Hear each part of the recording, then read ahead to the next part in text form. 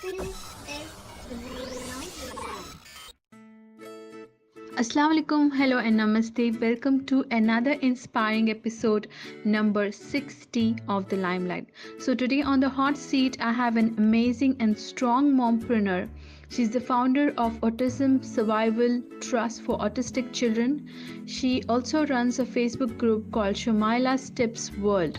Recently she had done a venture called Ghar Ka Khana. So listeners, please welcome our guest Shumyla Kamal. Assalamu alaikum, Shumyla. How are you doing today? Walaikum Assalam, Fari. I'm very good. How about you, dear? Alhamdulillah, dear. I'm fine, and it's a pleasure to have you on our Limelight show. Thank you so much, dear, for choosing me for this interview and for giving me this opportunity to express myself with all my dairies out there. Thank you so much. You're always welcome, dear. This episode is brought to you by Gloss Magazine. So, Shumyla, before we talk about your journey, I want you to tell our listeners about yourself. Yes, I would like to tell you about myself shortly and briefly. I have quite diversified background. I cleared my intermediate examination with science subjects. Then I moved to commerce and passed with distinction, Alhamdulillah. Then I moved to business administration and I completed my MBA with finance as a major. Then I started my career at the age of 23 in Holiday Inn Hotel and Resorts, accounts payable in charge. And within 2 years, Alhamdulillah, I was promoted to assistant controller finance. And after 1 month, I was personal assistant to chairman Holiday Inn Hotels and Resorts. Right after that, next year, I got married. And after 10 months of my marriage, I was a mother.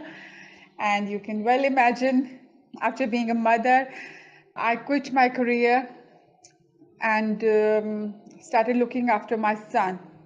Okay, Shumyla, I got to know many things about you, and I pray that Allah gives you and your family with all the health and happiness in this world. Amen.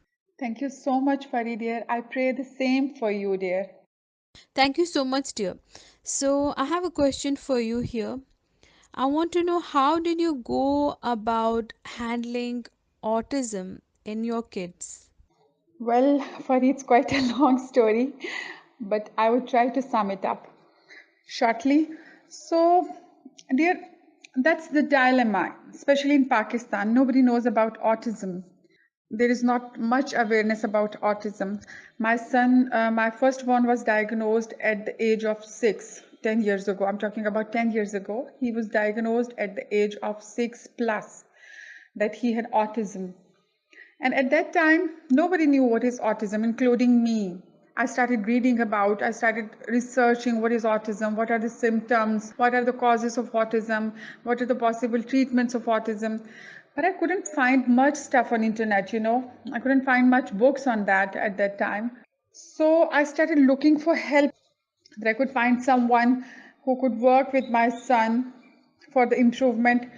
The only thing I could find on internet was some parents blog about the autism and all that. So I started looking for help for some therapist. I started asking people if there is any therapist, is there any doctor who can treat autism? And the people response was, what is autism? What is it? So I was, very devastated. I can't tell you in words. I was so much depressed that what should I do? Because I was not able to find that much stuff so that I could do something. And reading something and living something are two entirely different things. What we read about autism is totally different what we live it. So I was living it. And I was very depressed to see my son, that lots of time was going wasted. Then I started looking for some special schools. And I found one school. I started sending my son there. He went there for 2 years, 2 whole years. And I noticed that he was getting worse. He was getting scared of everyone around him, including me. If I was like giving him food or I was attending him, or he will raise his hands on his face and he will behave like he's so scared. Then I started noticing scars on his body, different parts of body. That was quite depressing for me. I contacted the school and they denied everything. So by that time, my second son was also diagnosed the same. That was my last born child. So I moved my elder one, Rabil, from that school, and Rabil and Ibrahim, I sent them to another school that was quite, high level school and very high fee and all that. So I also started doing job there as a caregiver to another special child. So I learned a lot from that school. But the same happened after 3 months of my job and my kids going there. I noticed a scar on my elder one's right cheek, like he was slapped by someone. I asked them, I demanded them to investigate, but they refused. So that was the moment when I decided to quit my both kids from that school, and I decided to work with them by myself. So that was the time when I decided that I should do something for them. So I did some short courses online, Center for Autism and Related Disordered Cards, America, that's American Institute, and Autism Speaks. I contacted them online. I completed my kids' assessment, and then I started working with them by myself. Shumyla, I must say, hats off to you, lady. Going through so much, and now you are taking that major step to improve the life of your kids. When you're not able to find help and anywhere else, you are taking initiative by yourself to give your kids the future you want. I wish you full success in this, dear, and I wish that you give awareness to everybody else who doesn't know about it. Yeah, very right. Within my resources, within my limited resources, I'm trying my best to spread the awareness about autism. What I do, I try to speak about autism symptoms. What are the early signs? How can we detect in infants whether they have some autistic features or not? So I try to give speeches in different groups online. So I try to give live sessions in different groups to spread the awareness. And by the time I decided that I will work for my kids, I decided to set up my own school for such kids, for such mothers who are devastated like me, who are looking for help. So that was the time when I decided to set up my own school, a place for such kids, a place for such mothers. So, Alhamdulillah, I was successful at that time. But this is just a start. This journey continues. I'm also doing my RBT, that is Registered Behavior Technician course. I will be certified behavior therapist after that RBT. I have completed my 40 hours, Alhamdulillah, and going for the exam next month, inshallah. And after clearing that exam, I will be certified behavior therapist. And Alhamdulillah, I'm trying my best. What can I do for such mothers? You'll be surprised to know when I started giving speeches in different groups, so many devastated mothers contacted me. I received so many messages. Their kids were 4 years of age and they didn't notice anything. After my speech, they noticed and said, all the symptoms are there. The child is not speaking. What should I do? What should I do? All the mothers, I was so much can't express. So many mothers are going through all this, what I went through at that time. Try my best to help them out. I try to teach them how should they handle their kids, how should they work with them. And the best therapist is the mother, Fari. The world's best therapist you can imagine is the mother. What a mother can do, no therapist in this world can do. You're absolutely right, Shumyla. A mother is the only person who can understand a kid, and yes, she is the world's best and foremost therapist. So, Shumyla, I wish you all the best in your mission to make people aware of autism. Thank you so much. That's what I need the most. You always welcome, dear. Okay, Shumyla, I have also seen you have two ventures, which is Ghar Ka Khana and also Autism Survival Trust. Can you tell us more about these two ventures of yours? Yes, dear. As I just told you that I started to set up my own school.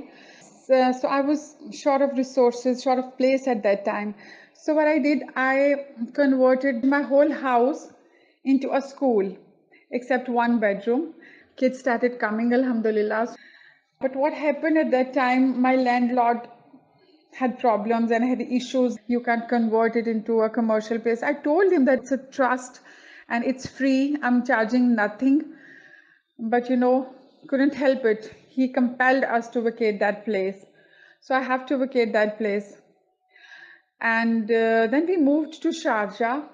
When I moved to Sharjah, I was started homeschooling of my kids. I was working with them at home.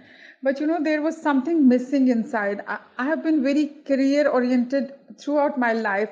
And there was something missing that I should do something. I should do something. I'm wasting myself. So I thought of doing something which I could manage from home. So I was good in cooking. So I decided to do a catering business. So I started my catering business in Sharjah, Ghar Ka Khana, and that was quite a success, alhamdulillah. MashaAllah, alhamdulillah. Mashallah, and from your catering service, I had got a chance to have those yummy treats during an event. Shumyla, I wish you all the best for this, both of your ventures, and may you get lots of success. Thank you so much for your best wishes, Fari. After all this serious talk, I would like to have a rapid fire round for you where I will be asking you four random questions. You can answer them in one word or a sentence. Okay? Okay, let's do it. Okay, here you go. What's your favorite makeup brand? That's quite difficult question because I'm not very much into the makeup and all. I think L'Oreal. Okay, that's nice. Now, my next question is what is that one silliest thing you did in your childhood? Well, I was a very crazy child, I must tell you. We used to go to our village in our childhood, and I remember that there are tube wells. So once we went with the cousins, and I got stuck my head into that tube well pipe. I was trying to hold the water through my head, and I got stuck there, and that was a quite difficult time because it took almost half an hour to get me out of there. Oh my god, that was silly as well as sort of dangerous. Okay, so my next question is what is that one favorite quote? Well, my all time favorite quote is success is the best revenge. That's amazing. Okay, now my last question is what is the best advice given to you? Well, I can never forget my grandfather's advice to me when I was very young. He always used to say that knowledge is the only thing which increases by using it. So that's the only thing in the world which never decreases. It increases when you use it. So I loved it. That's for sure. Knowledge is that one thing which always increase as we spread it. And that was the end of the rapid fire round, Shumyla, and you did great. I totally loved your answers. Thank you so much, Fari. I'm really humbled. You're welcome, dear. So now we have reached to the last segment of our show where we ask your advice to our listeners. Well, my advice is always never stop dreaming. Dear, always dream big and work hard to fulfill your dreams.